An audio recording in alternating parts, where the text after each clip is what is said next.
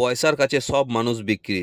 পয়সার জন্য বন্ধু বন্ধু থাকে না, পয়সা না থাকলে পাশে বন্ধুও থাকে না। নমস্কার দর্শক, আজ আমার ডিউটি পড়েছে এই সিলোরিও গাড়িটায়। এখন এই গাড়িটা নিয়ে যাব সল্টলেক সেক্টর 5। এক দাদাকে নিয়ে যাচ্ছি দাদার অফিস সেক্টর 5-এ। এখন আমরা আছি মা ফ্লাইওভারের ওপরে। জীবনে প্রচুর কিছু শেখার আছে, শেখার কোনো শেষ নেই। অনেক মানুষ দেখেছি, অনেক মানুষ চিনেছি। ভালো মানুষের চেয়ে খারাপ মানুষের সঙ্গ অনেক বেশি। দাদা গাড়িতে ঘুমাচ্ছে, দাদাকে নিয়ে আমি দাদার অফিস সেক্টর 5-এ যাচ্ছি।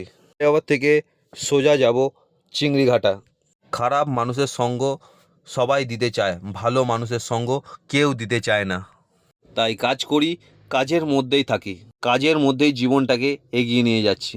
একটা সময় আমি প্রচুর আড্ডা, প্রচুর বন্ধু বান্ধব আমার ছিল। এখন বন্ধু মানে ফ্যামিলি, ফ্যামিলির সাথে বন্ধু করো, দেখবে জীবনটা খুব সুন্দর কাটছে। জীবনে হাসি আনন্দ খুশির মধ্যে থাকতে হবে, জীবনটাকে উপভোগ করতে হবে। টাকা পয়সা অনেক আসবে, টাকা পয়সা অনেক যাবে।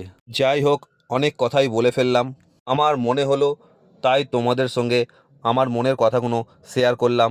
কথাগুলো খারাপ লাগলো না ভালো লাগলো কমেন্টের মাধ্যমে একটা জানিও। এখন সোজা চিংড়িঘাটা ফ্লাইওভার থেকে সেক্টর 5 যাব।